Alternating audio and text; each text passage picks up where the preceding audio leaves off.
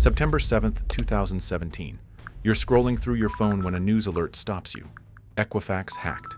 147 million Americans affected. Your heart sinks. But here's what the headline doesn't tell you. The hackers have been inside for 76 days. Watching, downloading, taking everything. Your social security number, birth date, addresses, gone. And the company protecting this data? They had no clue. Their security chief, a music major, their response website, they accidentally sent victims to a phishing site. But the most terrifying part? The stolen data never appeared on the dark web, never got sold. These hackers weren't after money. They wanted something far more dangerous. So how did the guardians of America's financial data fail this spectacularly? And who has your identity now, waiting with 147 million American lives in their hands? March 7th, 2017. An urgent alert lands in Equifax's IT department. The Department of Homeland Security isn't messing around. There is a critical vulnerability in Apache Struts and should be patched immediately. You know what Apache Struts is? Neither did most of Equifax's executives. It's the invisible scaffolding holding up their consumer dispute portal, the exact place where you'd go to fix errors on your credit report, the place with direct access to everything. Here's what that alert really meant. Hackers worldwide just got handed a skeleton key, and they're trying every door. Inside Equifax's Atlanta headquarters, chaos reigns. The company manages data on 820 million consumers across 24 countries. But their cybersecurity? It's held together with digital duct tape. A 2015 audit, 2 years earlier, found hundreds of unpatched vulnerabilities just sitting there, like leaving your windows open in a hurricane. The IT team couldn't even map their own systems. Think about that. They literally didn't know what they had or where it was. Their patch process? An honor system. Did you update your servers? Sure did, boss. Without verification or follow-up, nothing. Thanks to that alert, an employee runs the scan for vulnerable Struts installations, finds some and patches them. Job done, right? Wrong, it's not done. One server slips through, just one. An internet-facing portal with direct access to consumer data. The digital equivalent of leaving your front door, not just unlocked, but wide open with a neon sign saying, "Rob me, gold inside." For 5 days, nothing happens. Then 10, then 20. But hackers don't sleep. They have automated scripts running 24/7, trying to open every door on the internet, looking for that one mistake. May 12th, 2017. Someone, somewhere, finds Equifax's open door. They slip inside without a sound, no alarms, no alerts. The monitoring system that should have screamed? It's dead, doesn't even know that instance exists. Its security certificate expired months ago, and nobody renewed it. The hackers just walked into one of the 3 biggest credit agencies in America like they owned the place. But what if this wasn't random? What if someone was specifically hunting for this exact vulnerability at this exact company? And what if they already knew Equifax would miss that patch? Speaking of battles against vulnerabilities, let me tell you about today's sponsor, War Thunder, the most comprehensive military vehicle combat game ever created. Join a community of over 95 million players commanding more than 2,500 historically accurate tanks, aircraft, helicopters, and ships from World War I to modern day. The vehicles in War Thunder are incredibly detailed. There's no health bar or hit points here. Your tank suffers real damage. Lose a track and you're immobilized. Take a hit to your ammo rack, you're done. It's authentic combat with stunning graphics and realistic physics that put you right in the cockpit. New players who register using my link get exclusive bonuses including premium vehicles, silver lions, and a week of premium time. But remember, these bonus rewards are only available for PC and console players. Mobile players can find the download link in the description below. Start your journey at War Thunder today. Day 1. Inside Equifax. The hackers don't rush. They explore like archaeologists in a tomb, careful not to trigger any traps. Except there aren't any traps. They are basically mapping everything without any alert triggering. Within hours, they strike gold, employee credentials.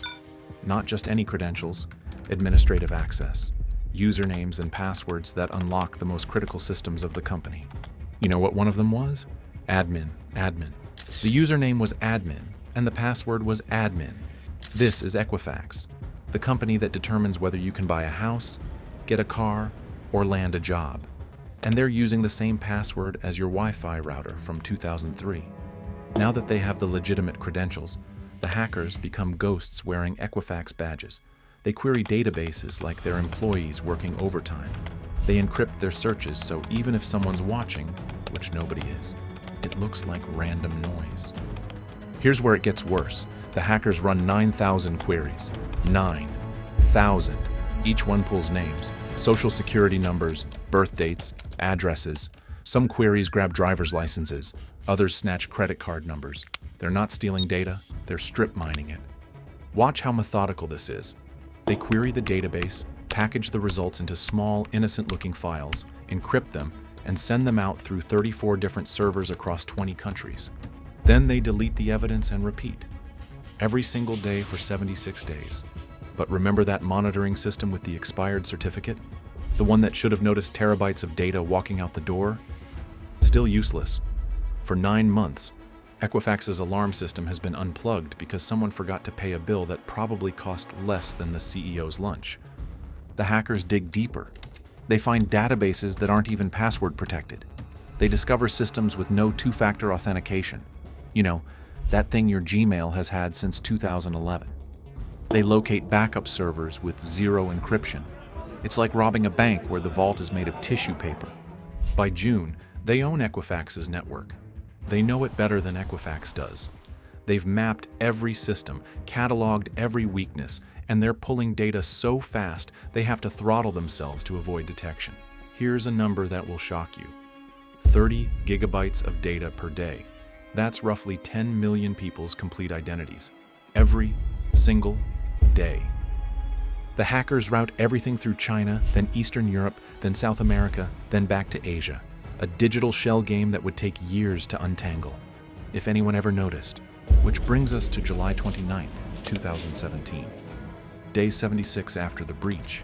An IT administrator is doing routine maintenance, mindless work, renewing expired certificates. He gets to the monitoring system, updates the certificate, and suddenly his screen explodes with alerts. Unusual network traffic detected. Suspicious data transfer. Possible breach in progress. The admin's coffee mug hits the floor, shatters. He doesn't notice. He's staring at 2.5 months of theft happening right now, in real time. His hands are shaking as he picks up the phone. But here's the question that nobody at Equifax wants to answer. If that certificate hadn't expired by accident, would they have ever noticed?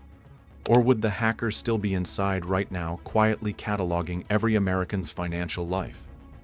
The breach has been discovered, but how do you bandage a wound this big? And more importantly, how do you tell 147 million people that their identities now belong to someone else? July 31st, 2017. The war room at Equifax headquarters. 12 executives around a table. The CIO delivers the news to CEO Richard Smith. We've been compromised. It's significant. Significant. That's like calling the Titanic a boating accident. Smith's first question is, how many? And the answer, we don't know. The second question, who did this? And it has the same answer, we don't know. And the last question, is it over? Finally, something definitive. We think so. You think so? 147 million people's lives are potentially destroyed and you think it's over? August 2nd, Equifax hires Mandiant, the Navy SEALs of cybersecurity. Their job is figure out exactly how screwed Equifax really is. The FBI gets a quiet phone call. Inside Equifax, they codename the response Project Sierra, because apparently even disasters need corporate branding. Here's what happens next, and pay attention because this is where it gets criminal. August 1st and 2nd, 3 senior executives sell Equifax stock.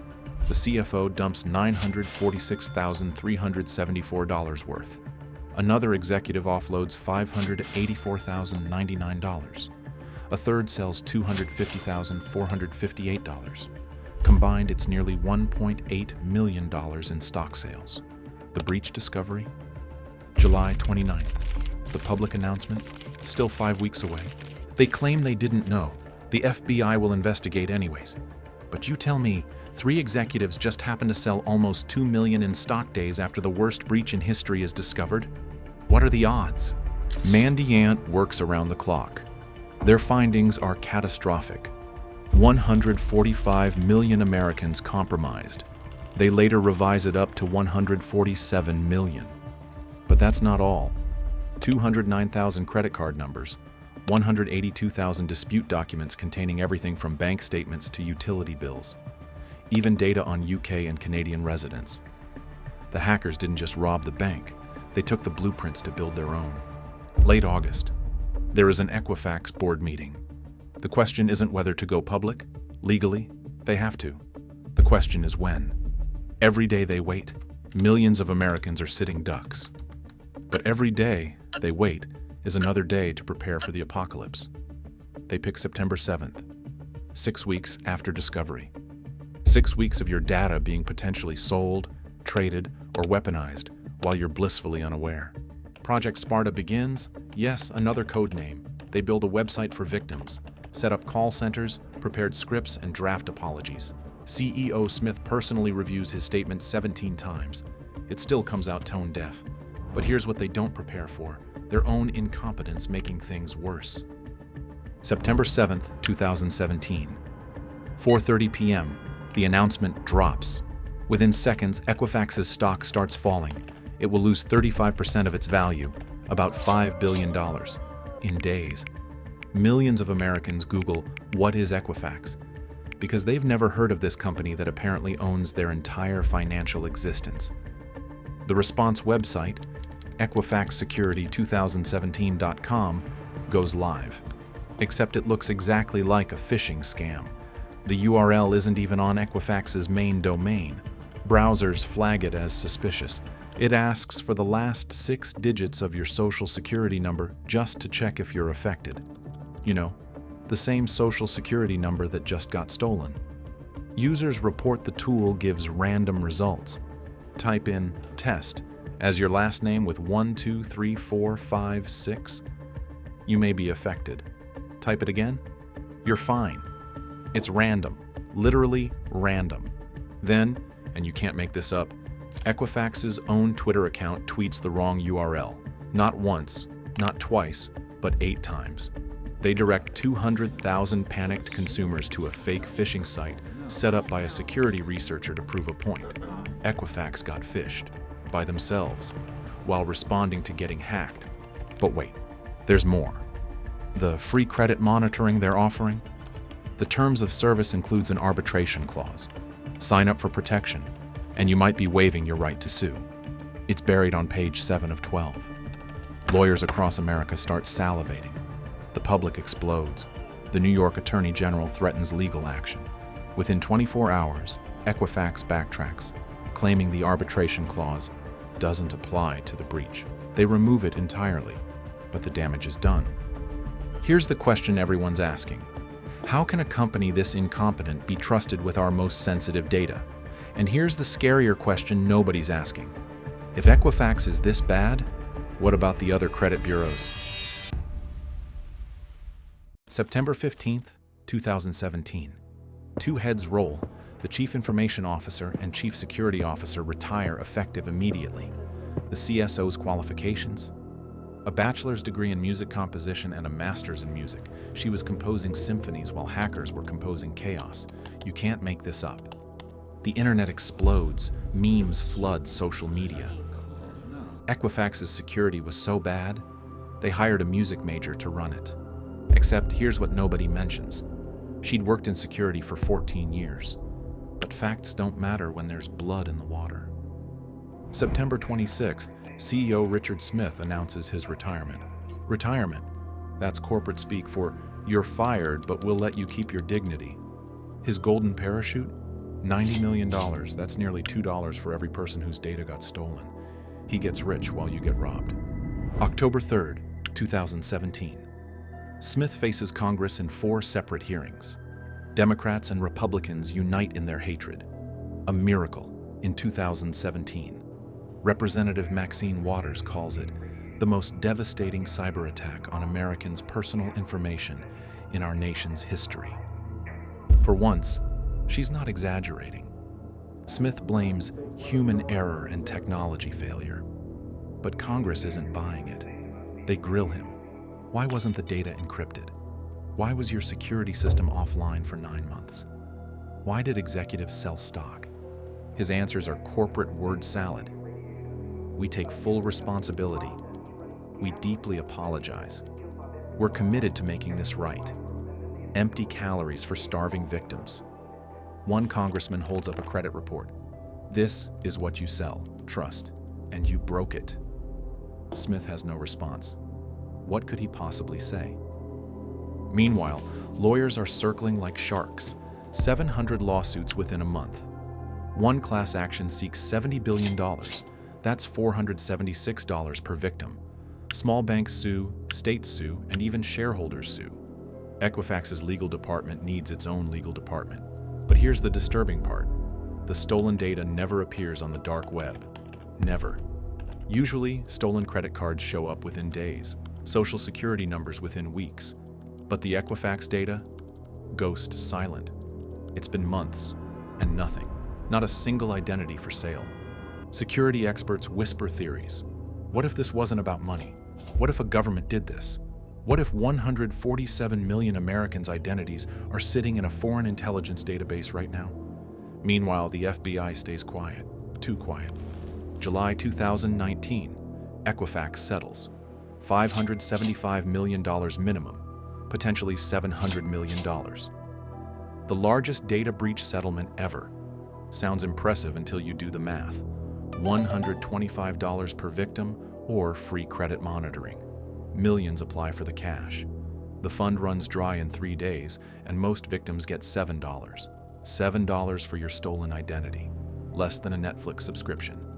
Equifax spends $1.4 billion on security upgrades. They hire real security experts. They patch their systems. They encrypt their data. Everything they should have done before holding half of America's financial DNA. And the stock price recovery? Complete within 18 months. Executive bonuses? Restored. Business operations? Back to normal. For Equifax, it's like the breach never happened. But for you, you'll spend the rest of your life wondering when that stolen data will surface. Every declined credit application, every suspicious charge, every strange phone call. Is this it? Is this when my stolen identity comes back to haunt me? 2.5 years pass. The trail goes cold, the hackers vanish, and the data doesn't appear. Then, February 2020, the Department of Justice drops a bombshell that changes everything. Who stole your identity? You're about to find out, and the answer is worse than you imagined. February 10th, 2020. Department of Justice. Attorney General William Barr approaches the podium. The room is packed. FBI brass flanks him. He clears his throat and drops the bomb. The United States is charging 4 members of the Chinese People's Liberation Army with the Equifax breach. Not criminals, not hackers for hire, the Chinese military. The names Wu Zhiyong, Wang Qian, Shu Ke, Liu Lei. Members of the People's Liberation Army's 54th Research Institute. They didn't just steal your data. They stole Equifax's trade secrets, database designs, the blueprint to America's credit system. This wasn't theft. This was espionage. Think about what this means. The Chinese military has your social security number, your birth date, your addresses, your mother's maiden name, everything needed to become you, and not just you. 147 million Americans. That's every federal employee, every military member, every CEO, every judge, and every spy. It's the ultimate intelligence goldmine. The DOJ reveals the operation's scope. Those 34 servers across 20 countries, all coordinated from Guangzhou. The malware, custom built by the PLA. The timing, surgical. They knew exactly when Equifax would be vulnerable. But here's what should terrify you. This fits a pattern. In 2014, China hacks Anthem Insurance, 78 million Americans. In 2015, Office of Personnel Management, 22 million government employees. In 2018, Marriott Hotels, 500 million guests, each hack building a bigger database, a digital dossier on America. Your medical records from Anthem, your travel patterns from Marriott, your government connections from OPM, your financial life from Equifax. Stack them together, and China knows more about you than you know about yourself. The FBI's deputy director makes a promise. We will not let hackers off the hook just because they're halfway around the world. Bold words except Wu, Wang, Xu, and Liu are sitting in Beijing right now, probably getting promoted. They'll never see a US courtroom, never face justice, never serve a day. China denies everything, calls it slander, claims America is the real cyber threat. The usual script. Meanwhile, your data sits in a server farm somewhere in China, feeding artificial intelligence systems, training facial recognition, building social credit scores. But here's the gut punch. Remember those 3 executives who sold stock? The FBI investigation concludes they didn't know about the breach. No insider trading charges. They keep their millions while you keep your paranoia. Equifax today? Fully recovered. Stock price higher than before the breach. Still collecting your data. Still determining your financial future. The only difference? They promise they're secure now. Trust them. The 147 million victims?